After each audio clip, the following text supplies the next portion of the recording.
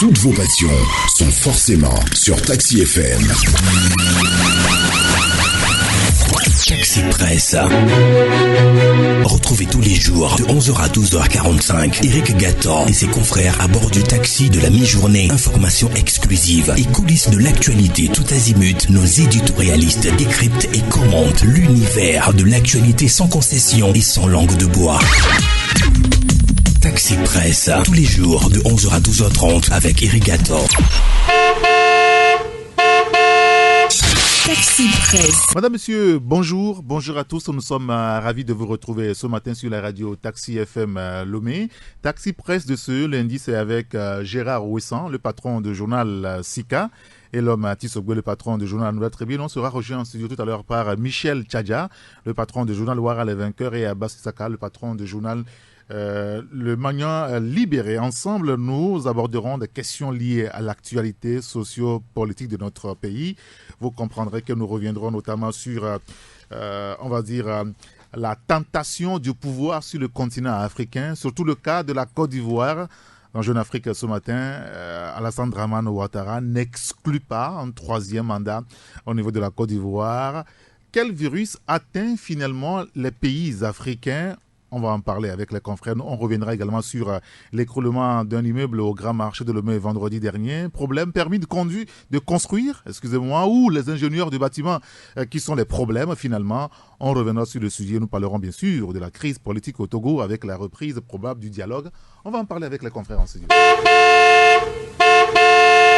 Retour en studio avec mes confrères avant de les retrouver, juste vous donner une idée des journaux qui sont dans les kiosques ce matin. On en a parlé un petit peu avec Dieudonné Kololakina. Le quotidien Togo Matin est revenu notamment sur la crise politique au Togo avec le courrier du comité d'action pour le renouveau car parti de la coalition de 14 pour la revue du format du dialogue. L'ANC farouchement opposée, renseigne le confrère. La fragmentation de la coalition entamée. Prévoit-il. Donc vous lirez l'article dans le quotidien Togo Matin. Il y a le quotidien Forum de la semaine qui parle de la crise justement au Togo. Bientôt une nouvelle feuille de route pour un autre round de discussion avant le sommet de la CEDEAO. Vous lirez l'article dans le journal. Depuis la Côte d'Ivoire, le président Ouattara n'exclut pas un troisième mandat. Vous lirez l'article dans le journal. Il y a le quotidien Liberté également. Règlement de la crise politique, suite et fin imminente du dialogue, les zones d'ombre de la séance de samedi. Le confrère revient encore sur le sujet. Et puis cette sortie de Tikpi Atedam. Le Togo constitue une maladie de l'Afrique de l'Ouest qu'il faut guérir dans les brefs délais. S'adressant ainsi donc aux forces armées togolaises. Vous lirez l'article, sa réaction à la page 4 du quotidien Liberté. Il y a le bi-hebdomadaire Le Collateur. Le Collateur évoque aussi la crise. Nouvelle rencontre à Lomé. La commission de la CEDEAO s'associe aux facilitateurs. Fin de mandat de la CEDEAO, le camouflet total. Et puis Tikpi Atedam qui parle à l'armée. Le Togo constitue une maladie de l'Afrique de l'Ouest. Le confrère propose d'ailleurs l'intégralité de la déclaration du président de PNP. Et puis face aux dérives tous azimuts à l'université de Lomé, les enseignants-chercheurs en grève toute la semaine. Renseigne le confrère. D'ailleurs, on va en parler tout à l'heure avec notre invité en studio. Il y a Symphonie, le bimensuel, qui parle aussi des revendications salariales. Cette fois, au niveau de la justice, les magistrats en cessation partielle de travail du 12 au 15 juin prochain, annonce le journal. Dialogue togolais, un nouveau round de discussion en perspective. La coalition des 14 à l'épreuve du réalisme et de la responsabilité, écrit Symphonie ce matin. Il y a le journal Le Libéral qui parle aussi de la Côte d'Ivoire et de Alassane Dramane Ouattara, ado et la tentation du troisième mandat, le journal en parle, et puis la crise politique au Togo. La commission de la CEDEAO a multiplié des rencontres bilatérales le week-end vers un nouveau round de discussion, écrit le confrère. Et puis cette alerte du journal de violents affrontements entre les populations signalées dans l'ouest de Dankpen, à la frontière Togo-Ghana. On a vu des images assez horribles ce week-end. Vous lirez les détails dans le bi-hebdomadaire Le Libéral. Taxi FM, la seule radio d'information continue.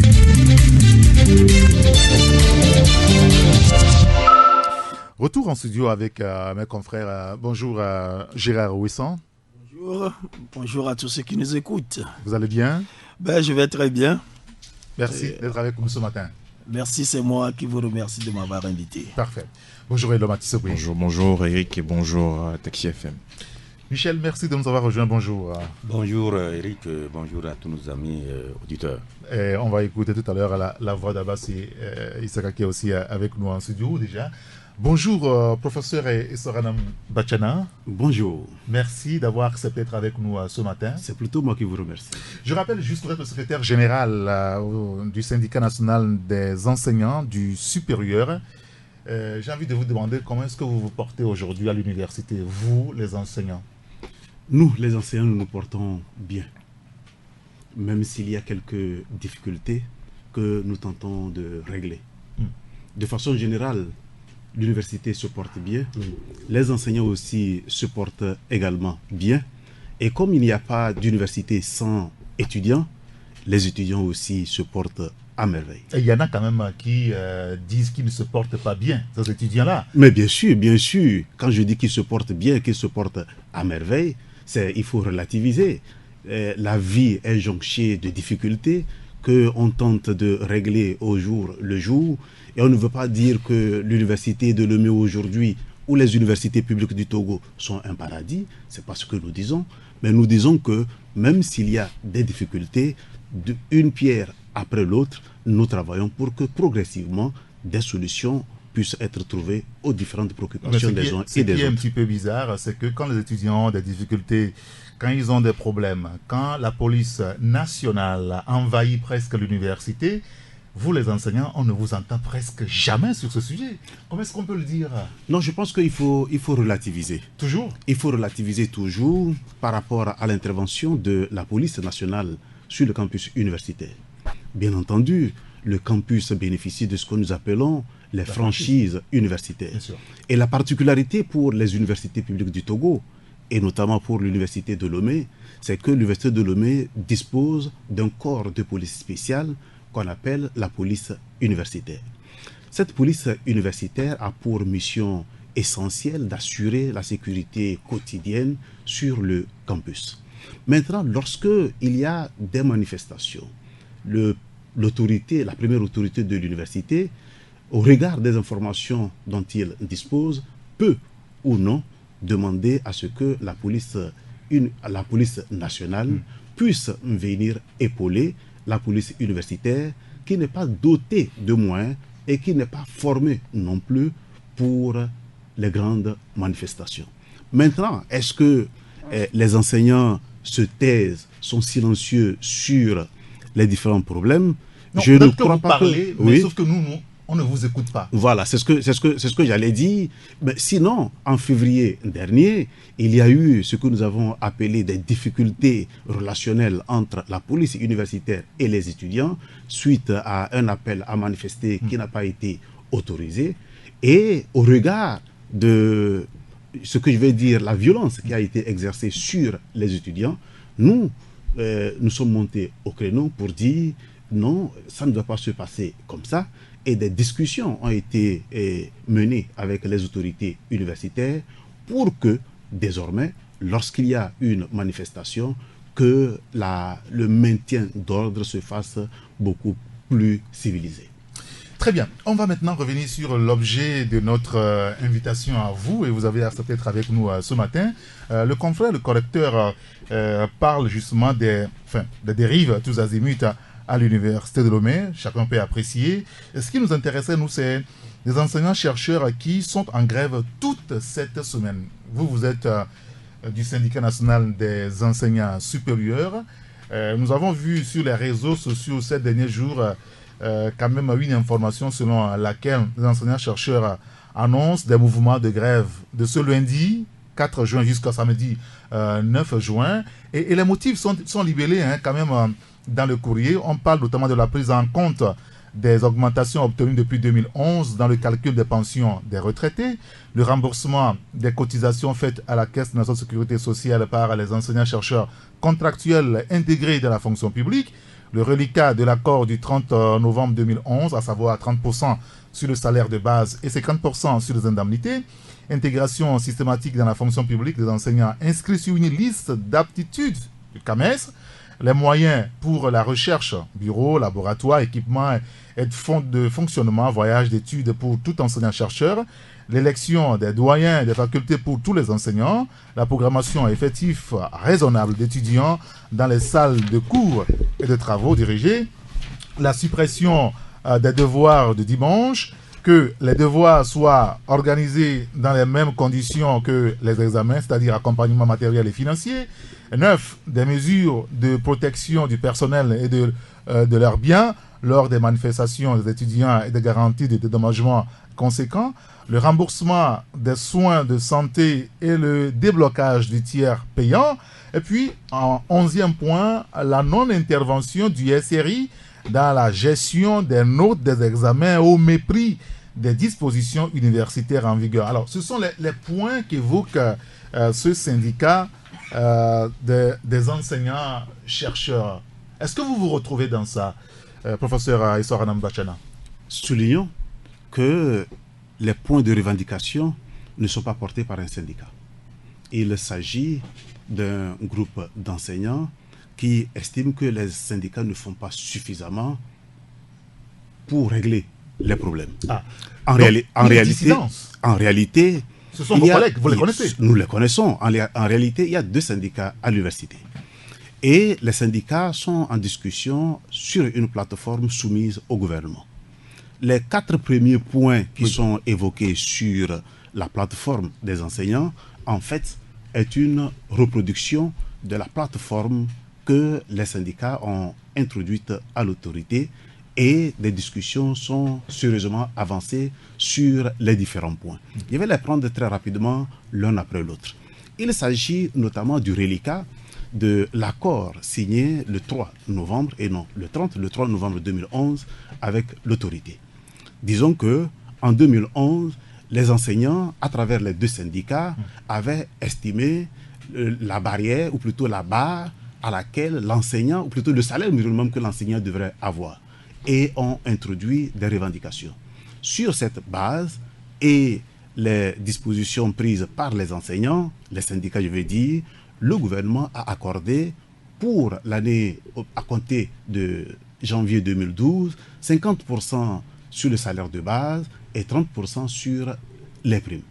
En 2015, les indemnités. En 2015, un autre pas a été fait, 20% au titre des salaires et 20% au titre des indemnités. Il reste alors, au terme de l'accord, un reliquat de 30% au titre des salaires et 50% au titre des indemnités. Le 16 février dernier, c'est-à-dire le 16 février 2018, à l'issue des discussions que les 2 syndicats ont menées avec le gouvernement, il a été accordé pour l'année 2018 sur le reliquat de 30 et 50%, 15% au titre des salaires et 25% au titre des indemnités. Et nous l'avons communiqué à la base, à l'issue de plusieurs rencontres que nous avons eues avec cette base-là.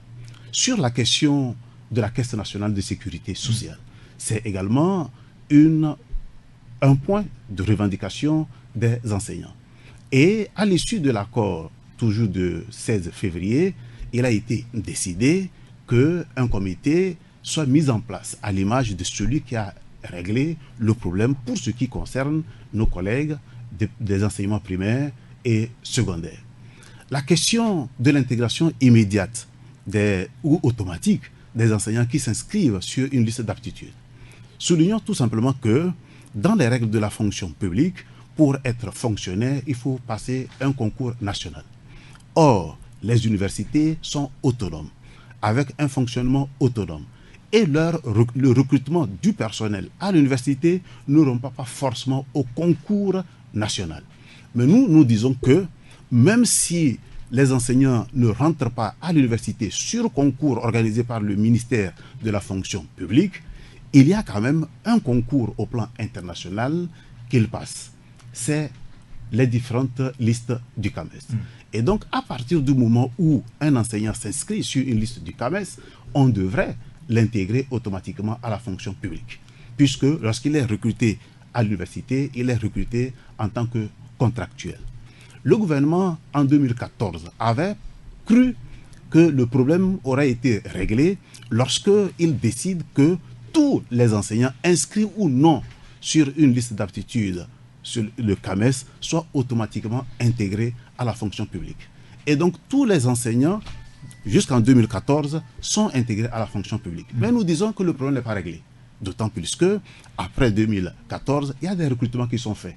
Et donc, s'il faut attendre des mesures spéciales d'intégration, ça pose problème. Et c'est pour ça que nous avons souhaité qu'une mesure soit prise de sorte que, de façon automatique, les enseignants puissent être intégrés. Et ça, sur cette question, il y a une commission qui a été mise en place, présidée par un ancien président de l'université de Lomé, qui travaille sur les textes à cet effet. Alors, ceux-là qui ont introduit cette demande à l'université et sur cette base, qui annoncent quand même une grève des enseignants-chercheurs sur toute cette semaine, vous estimez aujourd'hui qu'ils sont en train de vouloir gâter le processus que vous avez entamé, le processus de discussion avec l'autorité? Mais je pense que toute proportion gardée, gâtée, en réalité, les problèmes sont réels. Les problèmes sont réels. Ce que nous disons, c'est la démarche et la méthode qui n'est pas bonne. Puisque, pour la plupart, il y en a parmi eux qui sont syndiqués. Il y en a qui ne le sont pas. Disons que l'appartenance à un syndicat est libre. Et donc, il y en a qui ne sont pas des syndiqués, il y en a qui le sont. Et donc, nous, en février passé, lorsque nous étions en discussion avec le gouvernement, nous avons invité un certain nombre d'enseignants qui ne sont pas forcément syndiqués à se joindre au syndicat pour élaborer une plateforme à l'adresse de l'autorité universitaire.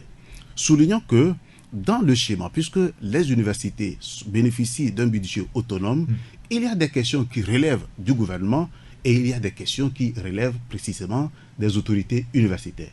Et donc nous avions dit, pour ce qui concerne nos problèmes en interne à l'université, à discuter avec l'autorité universitaire, mettons-nous ensemble pour élaborer une plateforme commune à adresser aux autorités.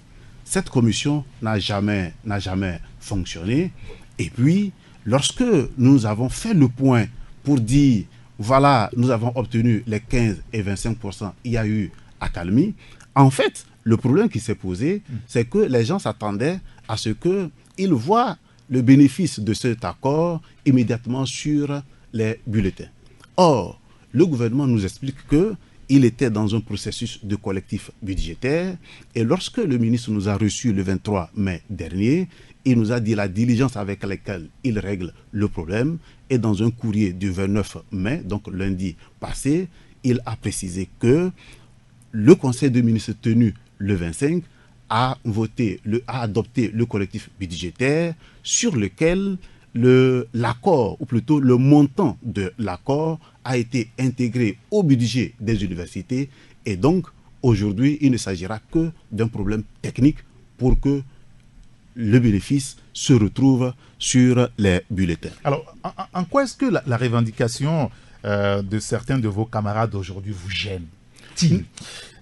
Parce que ils ont le droit aussi de revendiquer. Vous n'allez pas leur refuser. Non, on ne peut pas leur refuser. On ne peut pas dire non plus que leur revendication gêne. Ce que nous disons, nous sommes dans un groupe, faisons un effort pour garder l'harmonie du groupe.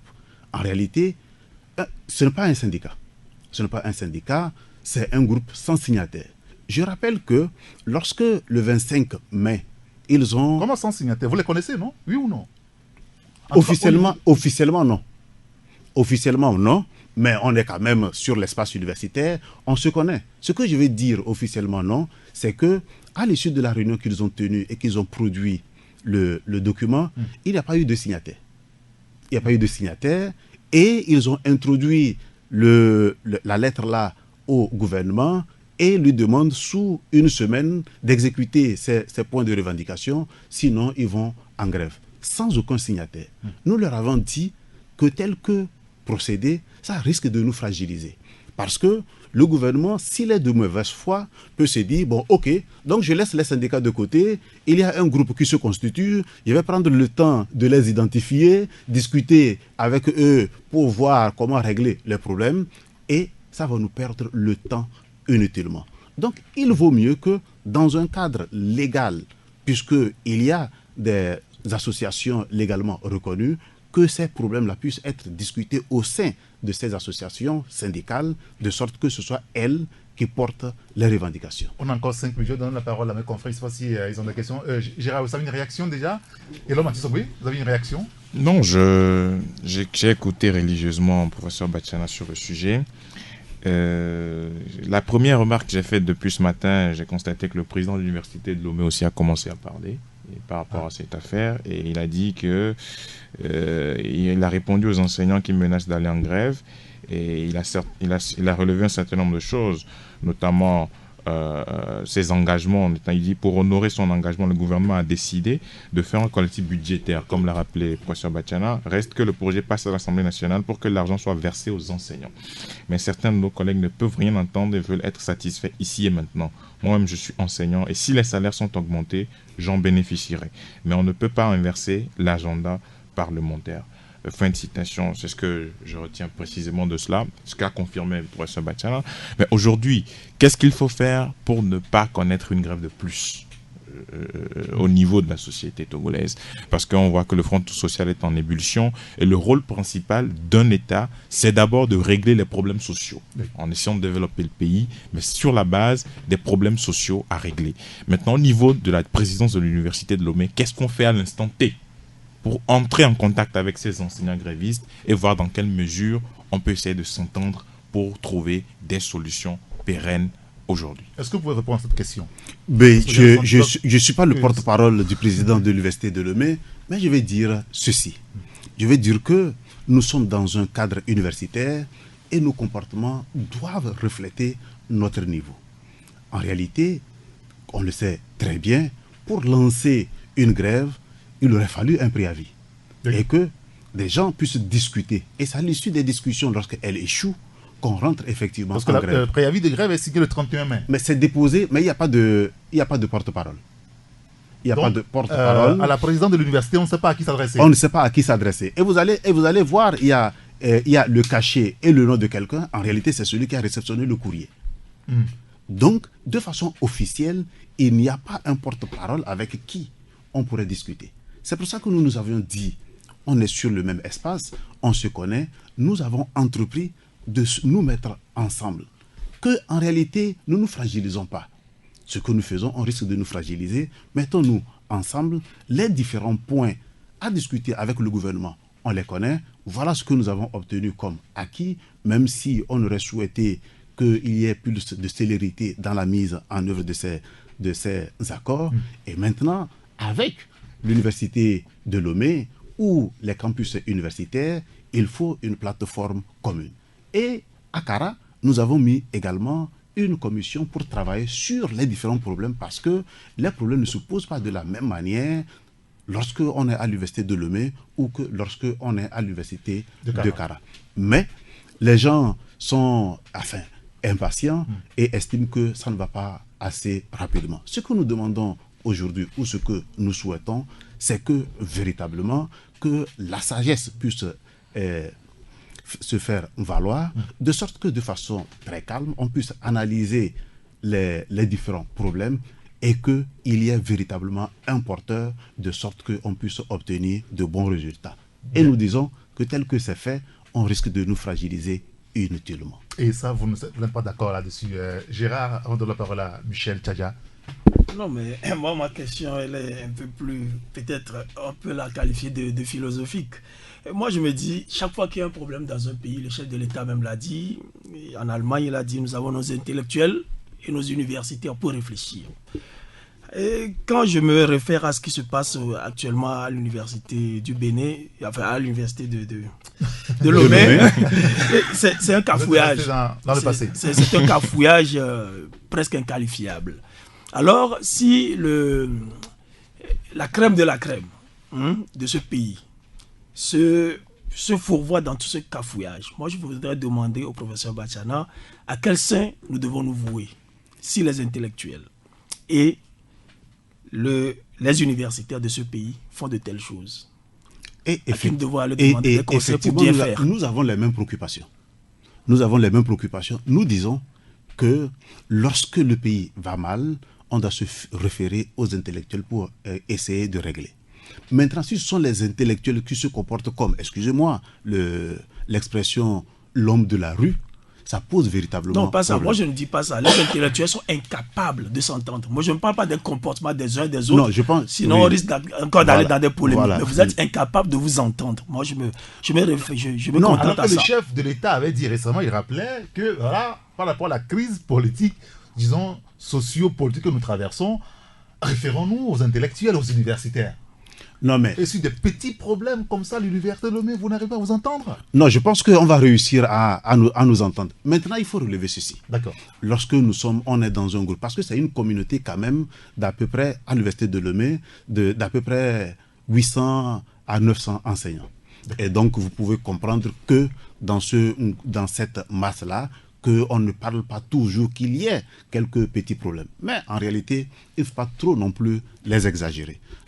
C'est pour ça que nous disons que pour les problèmes qui se posent, faisons l'effort de nous mettre ensemble, de les régler et de les porter de façon officielle, de sorte que la respectabilité qui est la nôtre puisse refléter nos comportements quotidiens.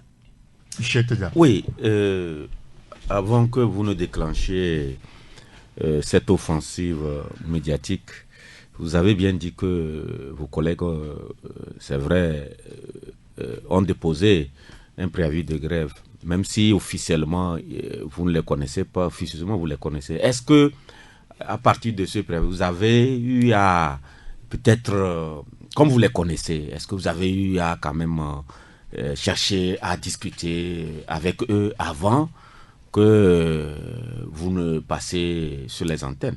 Non, mais c'est ce que je suis en train de dire depuis. Je dis que officiellement il n'y a pas de signataire, mais officieusement, on se connaît et que les discussions se mènent.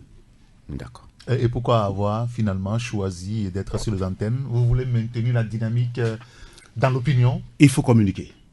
Il faut communiquer parce que, tel que c'est présenté aujourd'hui, et vous l'aviez dit, vous avez dit que c'est un syndicat qui lance un appel à grève. En réalité, c'est pour se dire, ce ne sont pas les syndicats qui sont porteurs de ces revendications. Les syndicats, pour l'instant, n'ont pas appelé à gréver, même si on sait que les problèmes, notamment ceux qui concernent l'université, sont réels. Et sur la question également, il faut quand même qu'on se dise une certaine vérité. Nous ne disons pas que tout est rose. Rien n'est rose. C'est difficile à l'université de Lomé quand on est enseignant. Mais il faut reconnaître qu'on revient de très loin. Et c'est pour ça que nous disons que même dans la manière de poser nos problèmes, il faut voir d'où nous venons et de sorte qu'on puisse analyser de façon très précise et très sage comment faire de sorte que les solutions, enfin les conditions puissent s'améliorer. Vous voyez, mais en même temps, cette bataille que vous menez sur les médias, est-ce que ça ne revient pas beaucoup plus à la présidence de l'université qu'à vous? Je ne vois pas que c'est une bataille. Ce n'est pas une bataille. Non, je ne viens pas. Bataille de l'opinion. Non, je ne viens pas. C'est clair que c'est une bataille de l'opinion. Je ne viens pas en tant que simple enseignant-chercheur. Je viens en tant que secrétaire général d'un syndicat, porte-parole des deux syndicats à l'heure où je suis ici, pour dire à la communauté et à l'opinion que ce ne sont pas les syndicats qui sont porteurs de ces revendications qui amènent à la grève. Très bien. Abbas Issaka, bonjour, merci de nous avoir rejoints. Merci, bonjour. J'ai juste une petite question. Étant donné que ces deux syndicats qui sont bien reconnus à l'université de Lomé et de Kara, je pense, est-ce que ceux-là qui ont déclenché une grève de 6 jours sont-ils membres de ces syndicats? Puisque nous les connaissons, il y en a qui sont membres, il y en a qui ne le sont pas. Et je le disais tantôt, l'adhésion à un syndicat à l'université est libre. Il y en a qui sont membres syndiqués, même s'ils n'appartiennent pas au bureau, mais il y en a également qui se retrouvent dans la situation et qui n'appartiennent à aucun des deux syndicats. Très bien. Professeur Soranam Bachana, merci d'être venu nous voir ce matin. C'est plutôt moi qui vous remercie. C'était un plaisir. Je rappelle juste à nos auditeurs que vous êtes le secrétaire général du syndicat national des enseignants du supérieur. Merci à vous. Il y a une chose qui console, c'est que le professeur, il est convaincant au moins. Merci bien. Donc, vous comprenez que le président de la République a raison de se référer finalement aux intellectuels et aux universitaires. On va dire que ça, c'est un autre débat. S'ils sont si convaincants, voilà. Il y a quand même un petit espoir. Merci. Mais moi, je voudrais quand même qu'on puisse les avoir toujours comme référence quand nous n'avons pas de solution à nos problèmes. Je voudrais justement lui poser la question. Pourquoi est-ce que c'est si rare que vous, des universitaires, ceux qu'on présente tout le temps comme des intellectuels de la République, vous rechignez tant à vous mettre disponible à la presse? Non, je pense que nous sommes disponibles lorsque vous nous sollicitez. Je vous appellerai prochainement quand je chercherai un universitaire pour se prononcer sur un sujet. Et lorsque je refuserai de venir, vous le proclamez hautement. Vous êtes témoin. Ben, envoyez-nous ça, si on va relayer. Lui, il faut le dire, lui... Il est toujours disponible. Parfait. De toute façon, il est disponible ce matin pour nous. On verra si l'histoire nous donnera raison. Merci beaucoup, professeur Vachana. Merci bien. Passez une excellente journée. Merci bien et bonne émission à vous. Merci. Toujours une longueur d'avance. Taxi FM. Retour en studio avec mes confrères. Nous allons d'abord évoquer ce sujet, ce drame qui s'est produit au grand marché de Lomé. C'était vendredi après-midi, un immeuble de 6 étages qui a vu quand même une bonne partie de la façade écroulée. Est-ce que ça ne pose pas un problème lié donc à la manière dont nous construisons nos maisons, nos immeubles, Michel? Non, je pense que tu veux qu'on se répète. Nous l'avons dit à maintes fois. Ici, tu étais toujours maître de cérémonie. Vous savez que pendant longtemps, cette affaire de permis de conduire, permis de construire, n'intéresse pas les Togolais. Quelqu'un achète un lopin de terre et... On n'a même pas encore fini de faire les papiers sur le terrain. Oui. Il voit un maçon du quartier et c'est fini. C'est parti, il commence à déposer les briques. La géotechnique est ignorée et avec toutes les conséquences que nous connaissons. Parfois c'est dans les zones inondables, parfois c'est dans des zones qui ne sont pas aptes en tout cas accepter un certain nombre de matériaux de construction. Mais on s'entête et l'État s'est montré inexistant aussi. Et nous avons continué comme ça jusqu'à récemment où nous avons un ministère de l'habitat. Oui. Et de cadre de vie. Mais nous ne comprenons pas, nous ne savons pas concrètement ce que ce ministère fait en la matière. Parce que ailleurs, il y a des quartiers où c'est un certain nombre d'immeubles qui sont acceptés. Dans certains pays, c'est comme ça. Si vous n'avez pas les moyens de pouvoir construire un immeuble d'un standing donné, vous ne vous aventurez pas. Mais chez nous aussi, il y a un désordre qui est vraiment observé depuis des années et nous allons comme ça avec. Le cas dont vous parlez avant-hier, c'est au grand marché. Oui. Et vous savez que quand vous êtes responsable d'un marché, ce n'est pas seulement percevoir des tickets chez les gens. Tout ce qui est comme infrastructure, vous devez régulièrement veiller ou bien surveiller l'état de ces immeubles-là qui sont là-bas, parce que à tout moment, comme c'est le cas avant-hier, ça peut créer des problèmes. Et une dame qui est là-bas, qui est à la retraite, qui ne part pas, qui a vu les marchés brûlés, qui est toujours là, qu'on ne bouscule pas parce qu'elles ont des... Mais finalement, elle a été débarquée. Elle a été débarquée. Mais il y a combien de... Non, il n'y a pas longtemps. Voilà.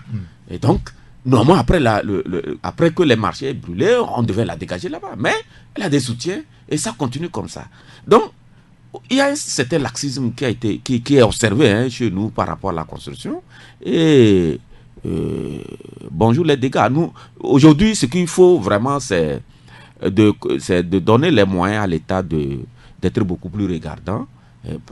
On ne peut pas dire qu'on ne l'a pas fait depuis des années. On doit continuer à fermer les yeux.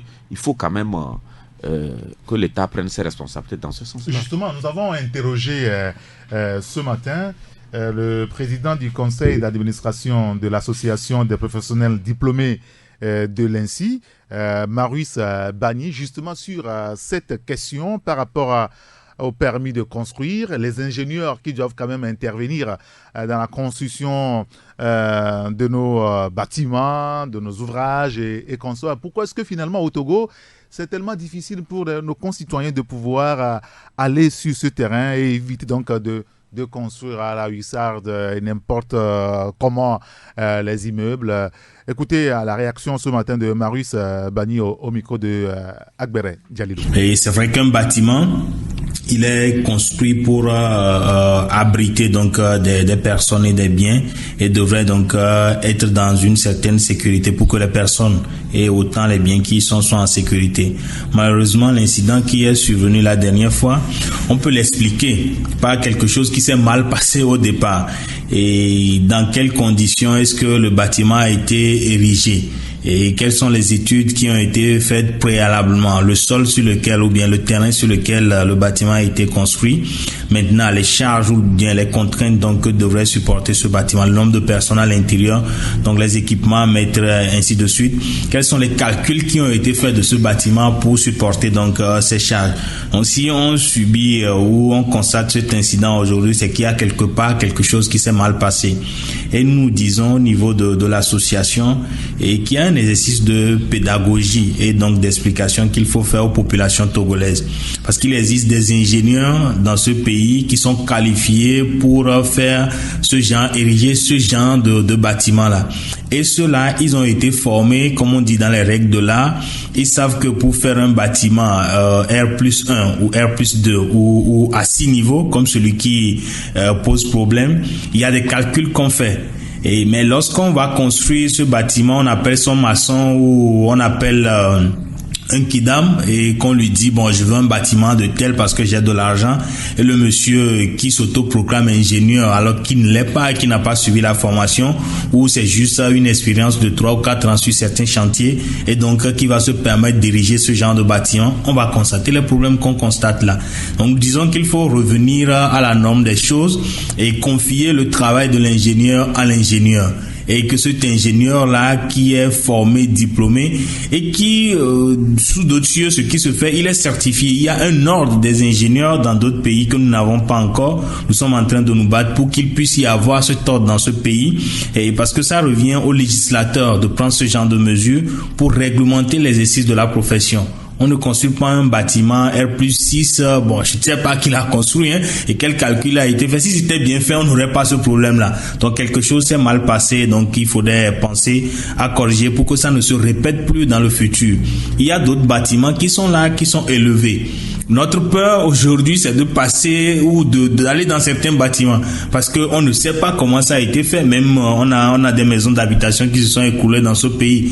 Dans quelles conditions est-ce que ça a été construit? Donc, parce que un bâtiment, c'est du génie civil. Donc, il faut confier ça à un ingénieur génie civil pour faire les études et les calculs. Si on appelle un architecte, on sait ce qu'il fait. Il va regarder quelle est l'esthétique qu'il faut et dans l'environnement où on est, comment est-ce qu'il faut intégrer le bâtiment. Mais les calculs pour ériger le bâtiment, pour qu'il puisse supporter les contraintes qui vont arriver sur ce bâtiment et le sol sur lequel il est construit également, que ce sol-là puisse le supporter, ça c'est l'ingénieur génie civil qui doit le faire. Un ingénieur, c'est un scientifique dont le rôle en fait est d'amener l'homme au centre donc d'un confort, que cet homme-là puisse socialement, sur le plan de la santé, sur le plan de l'environnement, qu'il puisse être à l'aise. Ça, c'est son rôle. Et donc, dans le travail qu'il doit faire, constamment, il va faire des recherches, il va faire de la création, il va faire des inventions, il va organiser des choses pour que l'homme au centre soit à l'aise. Et pour arriver à ça, il y a une formation que le monsieur ou la dame doit subir, qui est une formation au minimum de 5 ans, que cette personne-là doit subir avec après des expériences pratiques que la personne doit faire sur le terrain. Donc voilà, maintenant quand on quitte ce cadre et qu'on va confier un bâtiment où il y a d'autres ouvrages à quelqu'un qui n'a pas subi, on va dire, qui n'est pas passé dans ce moule-là, il y a un problème qui se pose.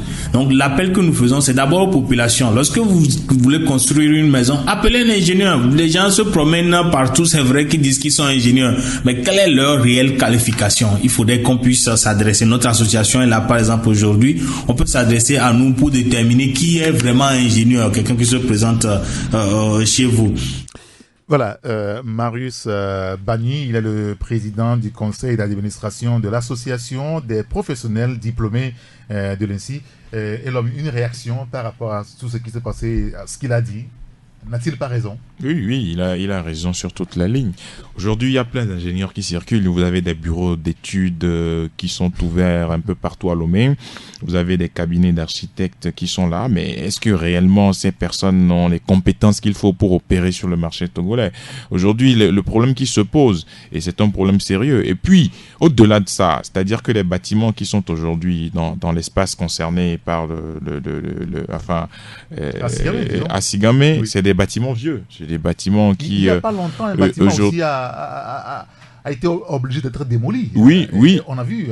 Oui, si aujourd'hui il faut circonscrire toute la zone du grand marché et construire de nouveaux édifices, c'est-à-dire détruire les édifices anciens, construire de nouveaux, il faut le faire parce que les édifices qu'on a aujourd'hui au niveau du grand marché d'Assigame ne rassurent pas. Il y a des édifices au grand marché qui datent de l'époque coloniale, oui, et il y en a qui sont construits. Attention, si on veut aller sur ce terrain, il y a même des bâtiments qui abritent les services administratifs qui aussi datent du temps colonial. Oui, c'est ce que je dis. C'est-à-dire, soit il faut renforcer ces bâtiments, ou soit parce que ce qui s'est passé la dernière fois n'est pas loin de se passer avec n'importe quel autre bâtiment. C'est-à-dire, on ne prévoit pas le pire. Mais c'est-à-dire, si aujourd'hui, on n'a pas les moyens de pouvoir construire de nouveaux édifices, autant renforcer les anciens, sinon circonscrire toute la zone et développer un plan d'urbanisation. C'est-à-dire qu'on ne peut plus continuer à rester dans ce schéma. Vous savez ce qui s'est passé en 2013 avec les incendies des marchés de Lomé et de Kara, ils sont toujours vifs dans les esprits. Il faut pas qu'on puisse en rajouter à cette peine que nos mamans ont déjà, de pouvoir voir leurs étalages être délocalisés et de pouvoir voir leurs économies partir en fumée. Mais aujourd'hui, il y a 2 morts. Officiellement, avec plusieurs blessés. Quand vous interrogez ceux qui sont au marché là-bas, ils disent qu'il y a 5 morts. Bon, voilà. Nous, on s'en tient à la version officielle. Voilà. Donc, 2 morts officiellement, plusieurs blessés, sont le communiqué du gouvernement. Mais je ne pense pas que c'est quelque chose qu'il faut saluer. Non. Aujourd'hui, le problème est là. Que fait le ministère de l'Urbanisme et de l'Habitat par rapport à cette situation? Que fait la ministre du Commerce et de la Promotion du secteur privé? Parce que c'est de ça qu'il s'agit. Ce qui s'est passé avec les incendies du marché de Kara, on a dit qu'on va construire de nouveaux bâtiments au niveau du grand marché de Lomé. À Kara, ça a été fait. À Kara, ça a été fait. Maintenant, au grand marché de Lomé, et puis voir dans quelle mesure on peut essayer de ramener les bonnes dames au cœur de ce marché. Et puis on en était là quand le bâtiment là commençait à s'écrouler. Mais finalement, ça fait peur. Les gens ne vont plus vouloir prendre des boutiques sur des bâtiments, parce que quand vous voyez pas aujourd'hui au grand marché, il y a des bâtiments qui vous doutez même de la solidité, de la robustesse de ces bâtiments. Vous voyez des bâtiments, oui, à vue d'œil, vous voyez des bâtiments avec des fissures, etc. Mais ça fait peur. Mais aujourd'hui, que fait l'autorité? Est-ce qu'on va encore rester dans des bureaux, attendre le prochain drame pour se transporter sur les lieux pour voir ce qu'il y a lieu de faire? C'est la question qu'on se pose. Parfait. De toutes les façons, aujourd'hui, il faut agir. Abbassi Saka. Oui, je me dis que cette affaire-là devient un peu problématique parce que vous allez voir dans des cas, mais vous êtes dans des hôtels bien construits, à l'intérieur, vous allez voir que c'est des carreaux qui sont déjà fendillés et vous avez peur de rester parce que le plan qui a été fait, ce n'est pas le cas. C'est-à-dire le plan a été fait de construire au moins, c'est de construire 2 ou 3 étages, 3 niveaux. Oui. Mais compte tenu du fait de l'intérêt que le commerçant cherche, il va encore ajouter, mettre 2 ou 3 étages par rapport à son truc. Alors que la fondation, n'a pas été prévue pour ça. On n'était pas prévu pour ça. Je pense que c'est le même cas qui se produit au niveau du grand marché. Avec ce bâtiment, c'est un bâtiment privé. Et la personne, peut-être que, comme elle a vu que le marché a été brûlé en temps, donc il faut maintenant augmenter les niveaux et avoir beaucoup de locataires, faire de telle sorte qu'elle fait son chiffre d'affaires plus gros. Ça s'appelle capacité d'accueil. Capacité d'accueil, merci. Maintenant, augmenter la capacité d'accueil. En le faisant, de l'hôtel. En le faisant, la personne, le propriétaire de la maison n'a pas tenu compte, s'il y a des études qui ont été faites, n'a pas tenu compte des études, n'a pas tenu compte de la fondation qui a été faite, et puis il n'a pas tenu compte du matériel, c'est-à-dire le fer qui a servi à faire certains travaux là-bas, ça n'a pas été tout. Parce qu'il y a différentes sortes de fer qui peuvent supporter ces genres de... Et puis il y a des calculs à faire, monsieur Marius Bagny le disait tout à l'heure. Il y a des calculs à faire. On n'a pas tenu compte de ça. est-ce que réellement, ça a un ingénieur qu'on a confié après que l'architecte ait fait son dessin? Est-ce que c'est à un maçon, simplement, parce qu'on veut simplement donner un peu d'argent pour un gros travail? Est-ce que c'est ça? Donc, je pense qu'il fallait qu'on ouvre une enquête par rapport à ça. Et en ce moment... Non, vous demandez qu'on ouvre une enquête. On peut ouvrir une enquête pour voir ce qui s'est passé. Parce que construire un bâtiment... que l'enquête nous révélait quelque chose de bon? L'enquête peut révéler parce qu'il y a des ingénieurs. Non, je le dis parce qu'on a déjà ouvert l'enquête dans ce pays. Il y a beaucoup de choses. Non, ici, ça devient un peu compliqué parce qu'il y a beaucoup de standing au marché là-bas. Et l'homme, bien quelqu'un l'a dit tout à l'heure, qu'à vue d'œil, si tu le vois, c'est que tu as peur même de rester en dessous.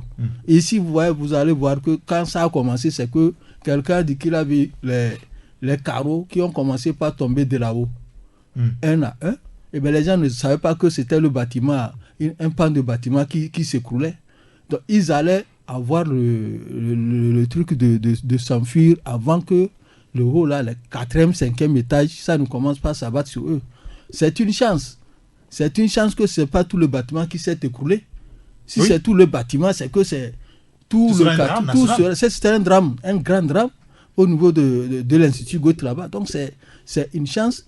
C'est pour ça qu'il dit que d'abord le permis de construire, est-ce qu'on l'a eu là-bas à ce niveau avant de poser le bâtiment? Est-ce que... Combien sommes-nous, excusez-moi, combien sommes-nous au Togo à avoir le permis de construire avant d'ériger un bâtiment? Oui, mais il faut qu'on se pose la question aujourd'hui. On se pose cette question, mais construire un bâtiment un immeuble de ce genre nécessite un permis de construire, nécessite des études sérieuses et comment la fondation va être placée, combien de niveaux vont être construits, à quel moment on va évaluer tous ces genres de choses. Donc si on n'a pas mesuré tous ces genres de choses, c'est que on est en train de mettre la vie des personnes en danger. Oui, c'est évident. Gérard, quel est votre avis là-dessus, après avoir aussi écouté le président de l'association des professionnels diplômés de l'INSI? Moi, je pense que d'abord, il y a un problème d'organisation qui se pose au niveau de l'État. Vous avez parlé ici de permis de construire. Oui. Ben, pour construire un immeuble à partir de certains gabarits, c'est normal. D'abord, pour construire un immeuble, il faut forcément un permis de conduire. De construire. De construire. Ça se ressemble à être et à plus forte raison, des immeubles de 2, 3, 6 voilà. étages. Donc je pense que l'État devait quand même faire un gros effort pour obliger ces gens-là à avoir un permis de conduire. Parce que d'abord, le permis de conduire, c'est de construire. Il faut dire que comment ça doit se passer. Selon moi, vous introduisez votre dossier auprès des services compétents. On doit voir celui qui a fait les études. Tel que moi je connais le Togo, c'est ce que moi je propose. Ce n'est pas le permis de conduire. Moi, là où j'habite, je sais qu'il y a un permis de construire. Ça, je sais, j'ai les documents. Mais est-ce que ça garantit la solidité du bâtiment? Non. Absolument pas. On vous dit, c'est 20 francs par mètre carré. Ce que vous voulez construire, on calcule rapidement. Ça fait 100 mètres carrés, 200 mètres carrés. Ah d'accord, ça vous fait tant. Vous payez, on vous donne le reçu et ça passe. Ça n'a rien à voir avec les caractéristiques du bâtiment. Ça, c'est un fait. Alors, ce que moi, je proposerais quand même, c'est que si on doit rendre efficace ces permis de construire, il faut que l'État impose à ceux qui construisent certains bâtiments de confier le travail à des entreprises. Pas à des architectes, pas à des ingénieurs comme l'autre l'a dit tout de suite. Parce que moi, je vois mal quelqu'un d'abord aller voir un architecte pour lui faire un plan. Après, il va chercher un ingénieur pour aller venir voir la... Non, on voit d'abord un ingénieur en génie civil qui doit voir si le terrain est compatible au plan. Non, moi, je crois que c'est plutôt le contraire. Il faut voir un architecte qui vous fait un plan et confie maintenant les études à un ingénieur pour voir est-ce que ce type de bâtiment peut tenir sur ce terrain. D'accord. Alors, pour contourner tout le problème, pourquoi ne pas confier systématiquement la construction de ces bâtiments-là à des entreprises qui vous font le plan et tout, vont faire les études, on introduit après le dossier auprès du cadastre ou bien des services compétents qui donnent son quitus. Le coût. Oui, parce qu'aujourd'hui, si certains de nos concitoyens, ou sinon la plupart de nos concitoyens rechignent à aller voir l'autorité pour avoir ce quitus qui leur autorise à construire un bâtiment, Quand vous interrogez, c'est par rapport à l'argent. C'est par rapport à l'argent et parce qu'ils ont la possibilité de contourner cette étape-là. S'ils n'avaient pas la possibilité de contourner, pourquoi ils ne disent pas, par exemple, il y a le coût du ciment qui est là, alors moi je construis avec du sable. Pourquoi ils ne le font pas? Rien que du sable. Parce que c'est pas contournable. C'est pas contournable. Pourquoi ils ne disent pas, moi je construis seulement avec du ciment parce qu'il n'y a plus du sable de mer. Ou bien je construis ça. Voilà. Donc je crois que ça doit être une obligation. Ce que je voudrais dire aussi, c'est qu'il y a un problème aussi d'éthique. Ça va vous faire peut-être rire, mais confiez votre chantier à un maçon, ou bien à un entrepreneur, à un tâcheron. Et l'homme l'a déjà dit, ou bien c'était à base, là où il doit acheter des fers à béton de 8 mm, il s'en va acheter des fers à béton de 6 mm. Il vous construit tout le bâtiment avec des fers à béton de 6 mm. Et c'est normal que ce bâtiment-là s'écroule. Ça s'est passé il y a 4 ou 5 ans, vous vous rappelez? Bien sûr. Un douanier qui a construit un bâtiment de 6 étages. Tout est tombé. Oui. Est-ce que ça, c'est un problème de permis de construire ou quoi? On a beau avoir un permis de construire, quand celui qui est sur le chantier utilise de mauvais matériel, c'est normal que ça s'écroule. Mais pire encore, il y a 1 an, sur le marché, il y avait des fers à béton, soi-disant de 8 mm, mais quand vous les mesurez, c'est beaucoup moins de 8 mm. C'est très proche de 6 mm. De l'arnaque. À quel niveau? Au niveau de l'État même. Parce que la production du fer à béton, c'est fait par des sociétés qui sont installées sur notre territoire. Il y a le CLS, service de mesure, des poids et mesures, qui est censé quand même contrôler systématiquement ce genre de choses. Mais ces fers à béton ont circulé pendant presque 12 mois avant que l'État n'intervienne. Alors tous les bâtiments qui ont été construits entre-temps, vous imaginez, c'est des dangers publics. Alors la défaillance... Vous êtes allé pour acheter un fer de 8. Voilà, le consommateur, alors, il est là. On vous vend un fer de 6. Un fer de 6,5. Et on fait des stries là-dessus, comme on vous dit, c'est du tort, un fer tort, comme ils le disent eux-mêmes. Donc c'est seulement l'apparence qui vous fait croire que c'est des fers à béton de 8 mm, alors que c'est peut-être un peu plus de la moitié seulement. Alors, moi je ne sais pas, pour en finir, il y a l'homme qui a fait une remarque qui dit que ces bâtiments-là sont vieux. Je me demande si c'est vraiment vieux. Quand les gens il y en a qui sont vieux. Il y en a quand oui, même. Mais quand vous le voyez, ça date de l'époque coloniale. Oui, mais ces bâtiments, quel âge? Quand vous voyez une maison comme l'Élysée, ça date de 1700, bien je ne sais pas quoi, mais ça tient toujours. Ah oui. Vous voyez même les pyramides des Égyptiens qui datent de 4000 ans, mais ça tient. Même les bâtiments construits par les Allemands ici, ça tient. Ici, il y a des Pourquoi bâtiments. Nos bâtiments doivent s'écrouler après 30 ans, 50 ans? C'est pas possible. Quand on construit un bâtiment, c'est parti pour des années. 100 ans, 200 ans et tout. Il suffit que la chose ait été bien faite. C'est tout. Michel, Talia, on peut impliquer l'autorité dans tout ce qui se passe aussi. Elle ne peut pas être soustraite de cette affaire-là.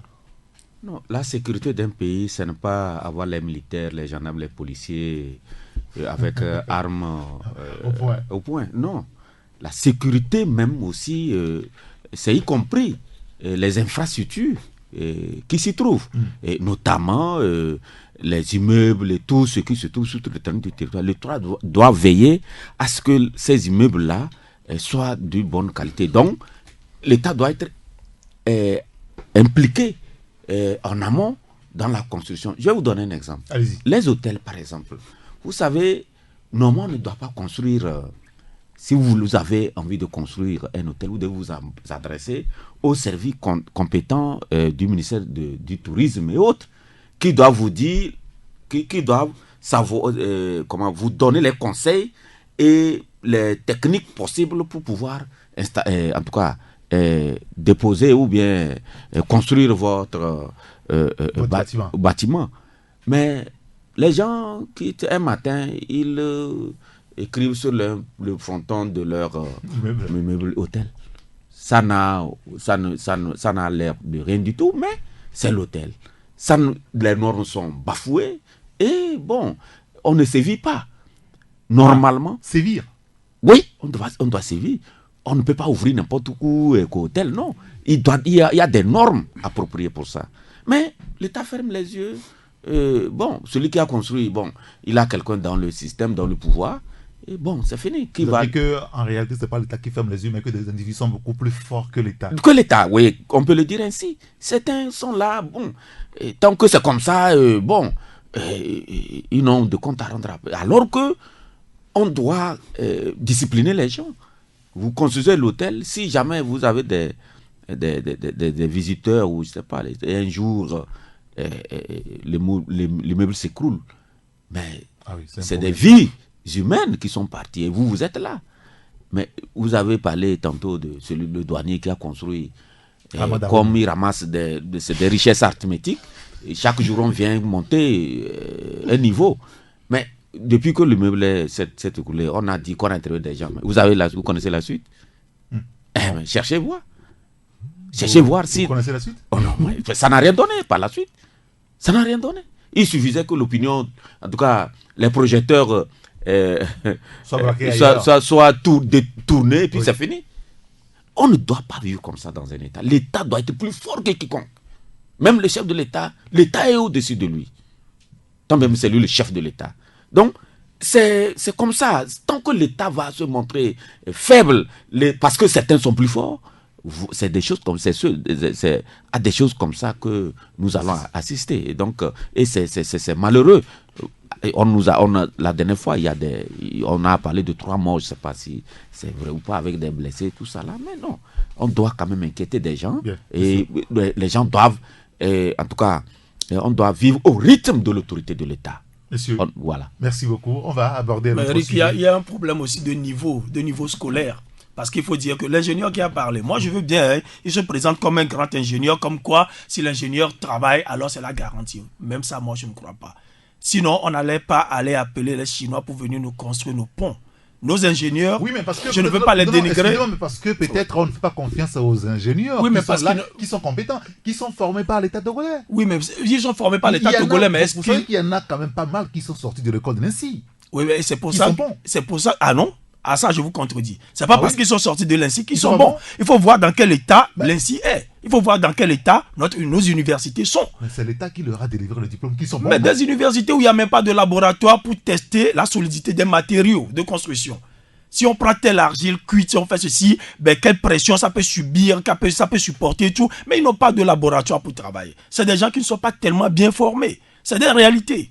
Il faut améliorer. Vous pensez que nos étudiants sortis de l'INSI, les génies civils, peuvent construire des ponts, des viaducs comme on en voit à New York, des trucs comme ça. Ça va s'écrouler le même jour.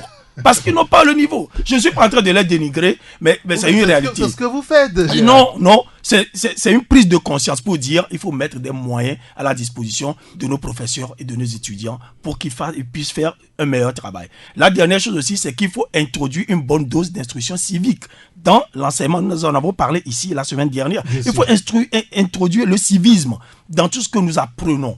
Que ce soit pour devenir ingénieur, professeur d'anglais ou quoi, à chaque fois, il faut introduire une petite dose de civisme dans tout ce que nous enseignons dans nos écoles et dans nos universités. Parfait. Comme je l'ai dit, quelqu'un va prendre des fers de béton de 6 pour remplacer des fers de béton de 8 pour vous, juste parce que lui veut gagner 100 000 francs.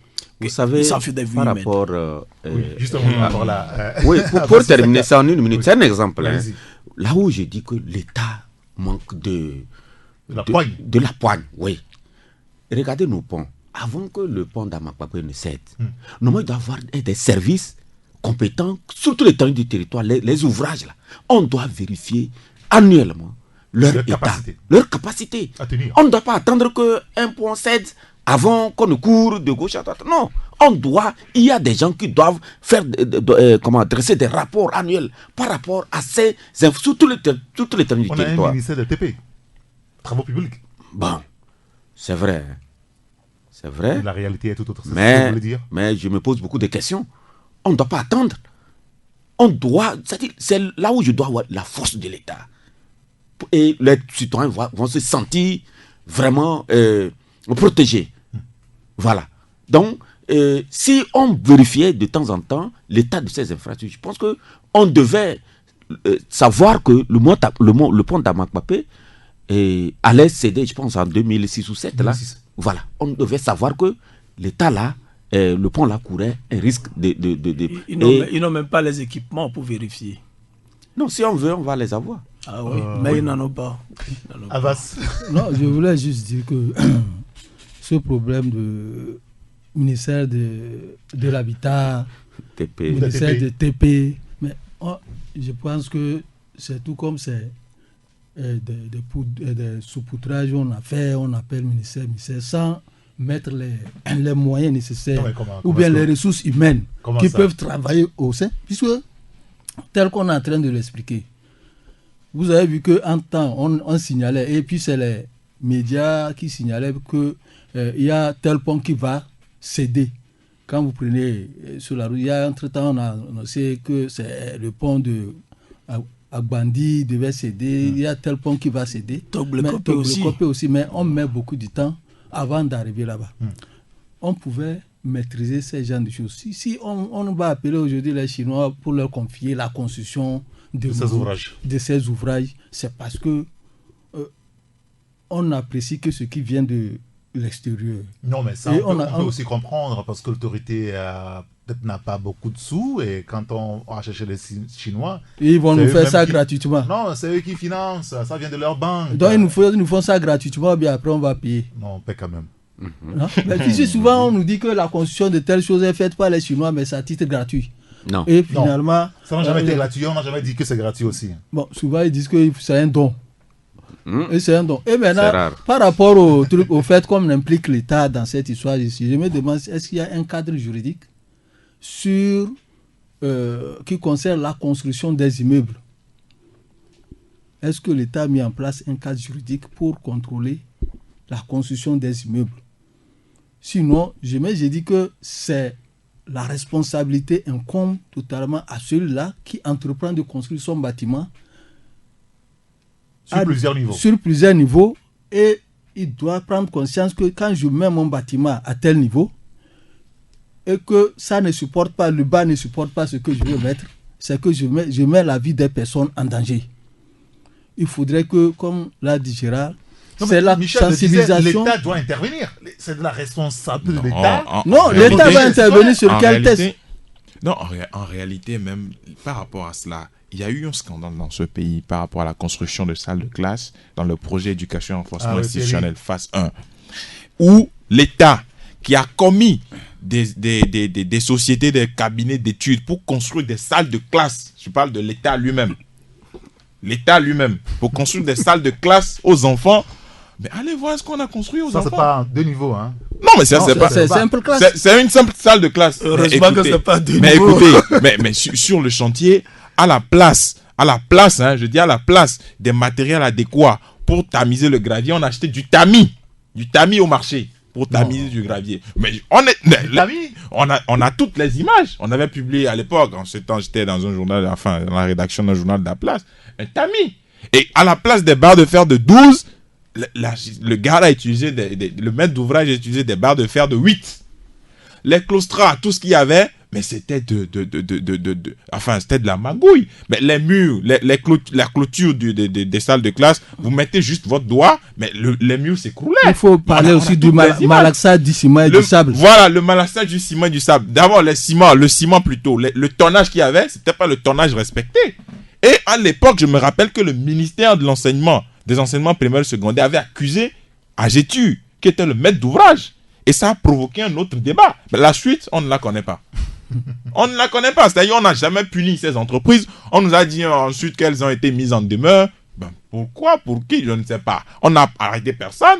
Mais finalement, on a dit que bon, on a essayé de trouver un arrangement pour que les salles de classe soient construites. Et puis bon, maintenant, c'est bon. Qu'est-ce qui ne nous dit pas que dans 10-15 ans, les élèves seront en train d'étudier et que bon, on entend qu'il y a un écroulement. Mais on ne peut pas vivre comme ça éternellement. Et je parle de l'État lui-même, pas un privé, dans le cadre d'un projet national financé par la Banque mondiale. Ben voilà. Mais il faut dire que la société civile aussi est très nulle. Parce que quand l'État ne le fait pas, qu'est-ce que nous, de la société civile, nous faisons? Pourquoi est-ce que nous ne poursuivons pas avec opiniâtreté cette défaillance-là et en parler tout le temps? Nous, on en parle. On fait notre boulot. Ben, c'est pour ça, moi, je dis, au sein de la société civile aujourd'hui, il faut quand même jeter des fleurs aux journalistes. Parce que c'est nous qui en faisons encore un peu. Parfois même au détriment de notre vie. Oui. Mais les autres, je vous pose la question. Quand on parle de ce qui concerne l'État, si c'est l'État qui donne le travail, qui confie le travail, et c'est contrat de gré à gré qu'on donne aux gens, vous allez voir que ceux-là qui ont pris le marché, ils travaillent à l'agiment foutisme. Souvent même, il y a des tonnes de ciment qui disparaissent, qui se retrouvent ailleurs, chez eux, tu vas les voir, eux-mêmes vont se tailler même des immeubles. Pendant ce temps, le travail pour lequel ils ont été recrutés, le travail reste là. Et très souvent, le travail ne finit pas. Ils disent qu'il y a plus de moyens pour continuer le chantier, les travaux. Donc, tout ceci là, je pense que l'État aussi doit avoir un droit de regard sur ce qui...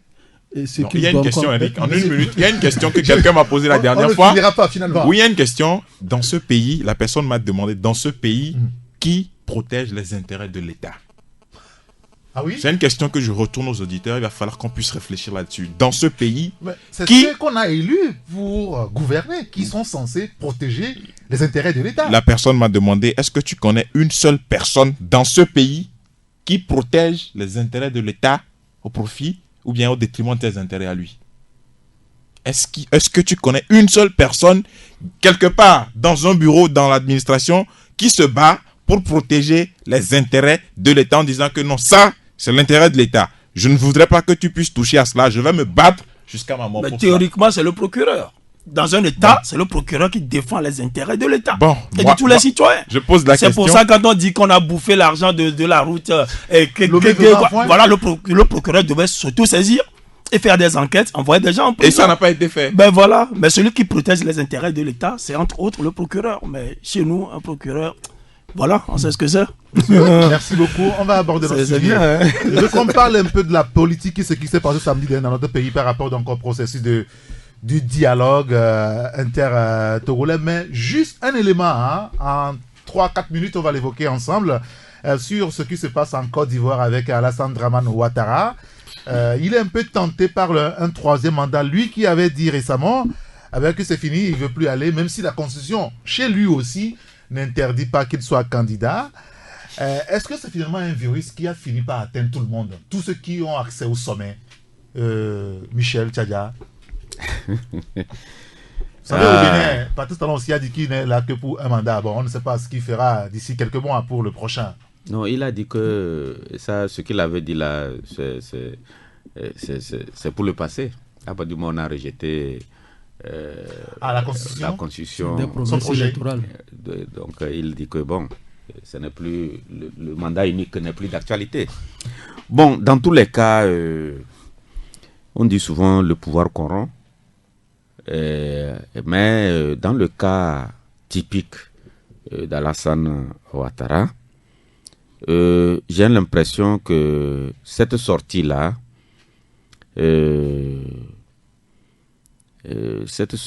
vous jugez l'opinion? L'opinion ivoirienne ou quoi? Moi, il court un grand risque. Hein?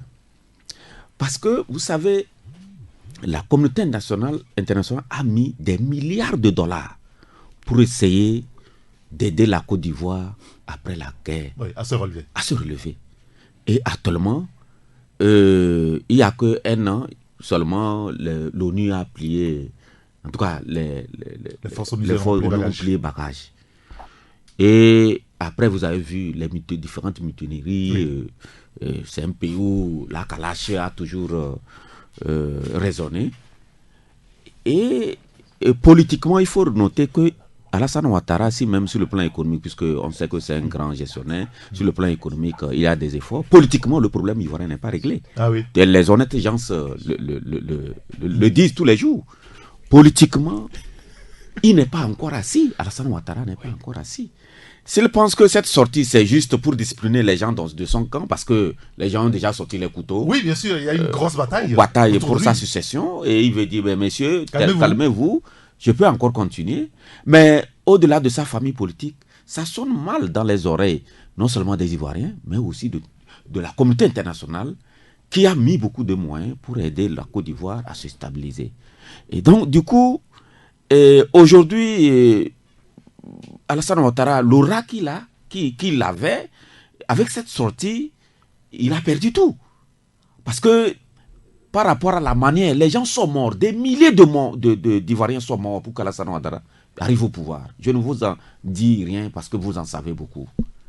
Mais si aujourd'hui, lui aussi à son tour, veut caresser le troisième mandat, c'est qu'il veut retourner les Ivoiriens à la guerre. Parce que les Ivoiriens ont une psychologie à part. Ils ont une manière de vivre leur politique. Et le fait que Alassane Ouattara, parce que je vous rappelle, jusqu'à présent, il y a dans certains bars en Côte d'Ivoire, si vous êtes là-bas pour prendre votre pot, c'est pas bon de citer le nom d'Alassane Ouattara. Tous les regards vont... On serait en danger de mort. Voilà. C'est la même chose aussi dans certains quartiers. Tu dis Gbagbo, tu applaudis. Vous voyez? Quand un pays vit comme ça et que lui, de par son expérience, et faire 10 ans, d'aucuns ont douté que Alassane Ouattara passera 10 ans au pouvoir. Oui, bien sûr. S'il fait 10 ans, grâce à Dieu, et aujourd'hui, pour des gymnastiques politiques, qu'ils disent qu'il n'est pas... Je pense qu'il a dit ça juste pour blaguer les gens. Mais s'il est sérieux, je pense que c'est dangereux pour la Côte d'Ivoire. Gérard Rouissan, bon, finalement, c'est un virus, hein? Non, je vais vous décevoir parce que je n'ai rien à dire. Michel, il a tout dit. je pense qu'il est en train de blaguer. Ça, c'est la première des choses. Et ce qu'il a dit de très juste aussi, c'est qu'il risque de mettre sa vie en danger. Ça ne lui pardonnerait pas. Mais du moment où la communauté internationale est avec lui, basta. Ça ne marcherait pas. La Côte d'Ivoire va encore entrer en guerre. J'espère qu'il n'a pas oublié qu'il n'y a pas quelque temps, il y a eu mutinerie sur mutinerie dans son armée. Ça veut dire que ce n'est pas une armée qui est tellement derrière lui, qui n'est pas monolithique, qui a encore des velléités d'insurrection. Alors pourquoi dans ces conditions-là, se mettre à rêver de faire un mandat illégal ou du moins illégitime. Illégitime, un mandat insensé. Peut-être légal, mais insensé. Politiquement insensé, qui n'obéit à rien de la réelle politique, d'une politique pragmatique. Ça ne marcherait pas. Il est juste dans la tendance africaine. Mais il ne faut pas qu'il oublie qu'il dépend totalement du RHDP.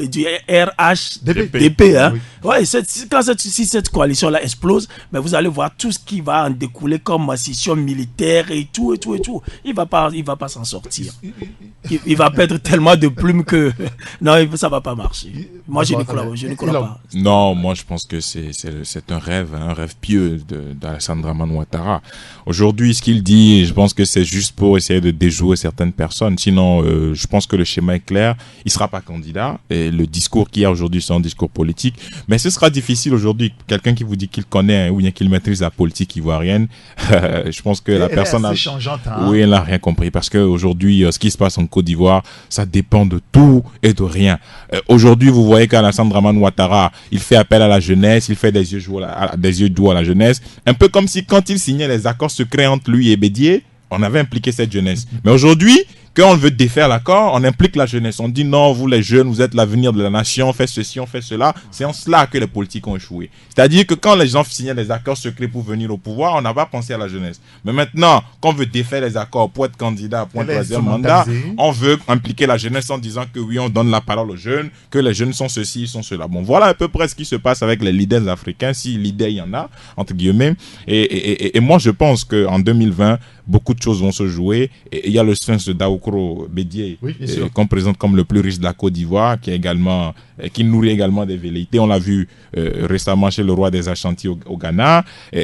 Forcément pour avoir une bénédiction. Et il y a d'autres personnes, il y a Jean comment il s'appelle, l'ancien ministre de l'économie, sinon l'ancien ministre de Ouattara également, qui est Jean-Luc Billon, voilà, Jean-Luc Billon qui est également candidat. Lui, il a déjà déclaré officiellement, et il est aussi candidat. C'est la candidature de Soro que les gens ne maîtrisent pas trop. Il sera candidat. Vous n'êtes pas son porte-parole. Donc on verra. Moi, je me dis qu'à 2 ans de l'élection, il a lancé un ballon pour voir la réaction de la communauté, de l'opinion nationale et internationale. Sinon, parler d'un troisième mandat sous prétexte que la Constitution a été revue en 2016, donc tous les mandats qu'il a fait en 2015, ça revient à zéro. Ça veut dire que lui peut se représenter. Dans tous les cas, on nous dit que pour le moment, il ne s'est pas encore officiellement prononcé, mais il a dit que il a des velléités. Il a dit que ce n'est pas exclu, ce qui veut dire que il peut ou ne pas aller. Donc, ce qui veut dire qu'il a lancé un ballon d'essai pour voir ce qui se passe. Il a quel âge? Il doit avoir Là, je ne tiens pas. Je pense que c'est le plus âgé des chefs d'État. Sinon, vous voyez souvent quand les chefs d'État sont là et puis le pouvoir saoule quand même. Hein. Il est là, il a vu comment ça se passe. Il a vu comment il a souffert avant d'arriver à ce pouvoir.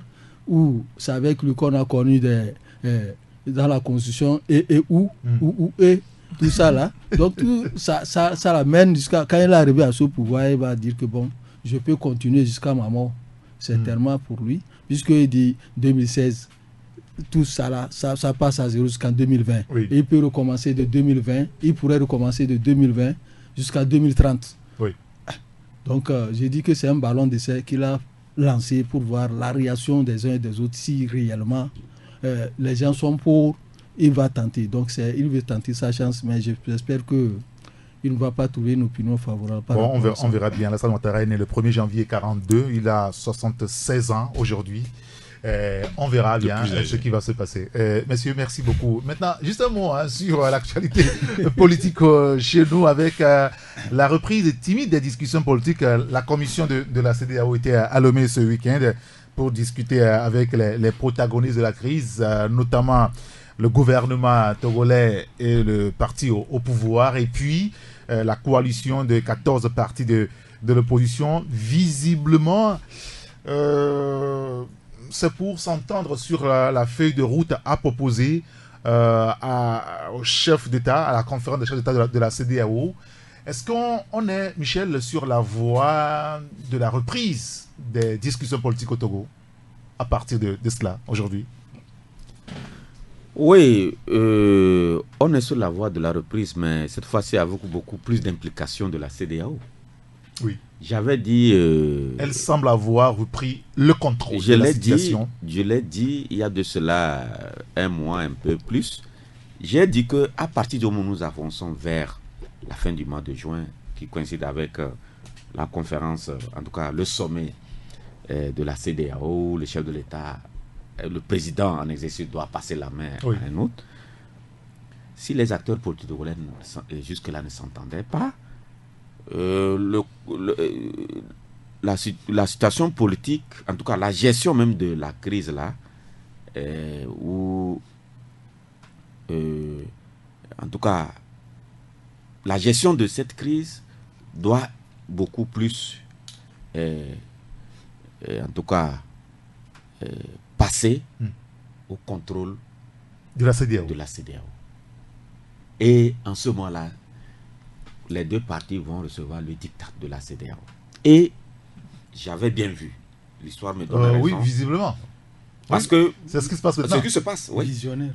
Parce que on voit, avec ce qui s'est passé le samedi dernier, que la CEDEAO est passée à la vitesse supérieure. Plus le sommet approche, on veut aller vite. Et si, jusque-là, on annonce un troisième round, si véritablement, ça va être le dernier round à mon avis, avant que la CEDEAO ne prenne la situation en main. Si, à ce troisième round, si les acteurs politiques n'arrivent pas à dégager quelque chose de substantiel par rapport à la résolution définitive et durable de cette crise, la CEDEAO va venir ici avec une feuille de route. Et ça s'imposera aux deux parties. Et en tout cas, en ce moment-là, la CEDEAO aura les moyens de faire appliquer ces résolutions. Monsieur. Et tant pis. On va aller très vite. Pour ceux qui traîneront encore les pieds. Gérard. Non, moi j'espère seulement que cette discussion-là va aboutir à des réformes réelles. Et quand on pense à ce qui s'est passé à Dankbem la dernière fois, moi c'est ça que j'ai toujours dit. Un pays qui est... L'affrontement entre des Togolais, des gens... Moi, parfois quand je pense au Togo, je me dis, ce pays n'a pas un avenir sûr du tout. Quand nous parlons de résoudre les crises politiques et d'apporter des réformes, ce n'est pas pour que Fabre devienne président à la place de Faure, ou bien... Enfin, moi personnellement, c'est pas ça. Ça m'importe peu. Mais pour que ce pays-là évolue dans une atmosphère de paix et de progrès social. Il faut des réformes en profondeur pour que les sociétés, les communautés puissent vivre en bonne intelligence. Mais ça ne se fait pas au Togo. La justice est corrompue, il y a plein de choses qui ne marchent pas. C'est une vraie poudrière, le Togo. Il faudra faire résoudre la crise politique en profondeur, faire les réformes pour que nous évoluions comme un pays civilisé. Ah oui, vous parlez d'une poudrière, Tikbi Etedam, dans l'interview que publie ce matin le confrère Liberté. Il dit que le Togo constitue une maladie de l'Afrique de l'Ouest qu'il faut guérir dans les brefs. Vous avez vu sur le WhatsApp les blessures des gens, des Togolais qui se blessent entre eux comme ça. C'est terrible. C'est incroyable. On ne doit pas laisser le pays continuer dans ce sens. On n'a pas encore la réaction du gouvernement togolais par rapport à ce fait depuis en début de week-end. Il ira arrêter des gens, c'est tout. Et là, on connaît. Non, on va juste prier que tout se passe dans de bonnes conditions et qu'on puisse trouver une solution définitive à la crise politique afin de se consacrer à de nouveaux chantiers. Vous savez, depuis qu'on parle de la crise politique, il y a des choses plus sérieuses qui se passent. Oui. Et sur le plan social, etc., dans la société, il va falloir qu'on puisse véritablement, une bonne fois pour toutes, se passer de cette crise politique et trouver les solutions idéales pour pouvoir sortir de la crise. Ouais, moi je dis qu'avec la dernière rencontre entre les protagonistes et les représentants. Il semble qu'on est parti pour imposer les choses au Togolais. Ouais, est-ce que toutes les décisions qui seront prises par la CEDEAO, la commission de la CEDEAO, seront imposables aux Togolais aujourd'hui? Oui, effectivement, parce que aujourd'hui, la crise dépasse les Togolais. Les Togolais ne maîtrisent plus cette crise. Leur crise qu'ils ont créée, ils ne la maîtrisent plus et c'est devenu une affaire sous-régionale. Ce qui veut dire que la CEDEAO... Mais est-ce que quand on sort une feuille de route, est-ce qu'elle est imposable aux Togolais? Elle est imposable. C'est ce qui s'est passé en Guinée-Bissau. C'est ça. Les gens ne peuvent pas refuser. Ceux qui se Ils sont vont refuser pourquoi? Les sanctions sont tombées. Les sanctions vont tomber. Il y a en Gambie. Il faut voir le Burundi. Oui, il faut voir le Burundi. Non, mais le Burundi a échappé à ça. Le Burundi dit... Le Burundi n'est pas de la CEDEAO. Ça s'en fout totalement. Non, ça c'est pas CEDEAO. Aujourd'hui, la CEDEAO veut prendre ses responsabilités. Macron l'avait dit quand les gens sont allés dire il a dit à ceux-là qui demandaient à Macron de venir d'interviewer, il dit non, l'Union africaine et la CEDEAO sont en train de travailler pour le cas. Aujourd'hui, la crise dépasse, les Togolais ne maîtrisent plus la crise et la prochaine rencontre qu'on veut même demander, je pense que ce serait une rencontre consultative que la CEDEAO va organiser avec leurs protagonistes. C'est juste pour consulter leurs protagonistes, leur dire que voilà ce qu'on va vous donner comme imposition si vous ne vous entendez pas. Et ça passe. Messieurs, merci beaucoup. Je prolongerai ce débat-là demain avec les autres confrères. Merci Abbas Saka, le patron du journal Le Mania Libéré, excusez-moi. Michel Tadia, le patron du journal Ouara Les Vainqueurs. Gérard Ouessan, le patron du groupe de presse Sika et l'homme Atisogo, le patron du journal La Nouvelle Tribune. Vous avez parlé de foot, du sport avec Sochi Gate. Les sanctions ont commencé par tomber. Félicitations à vous parce que vous avez creusé. Merci à Jack Prosper qui a assuré la coordination technique. Appelez-moi Saint Rigator. À demain. Taxi FM, la radio magique.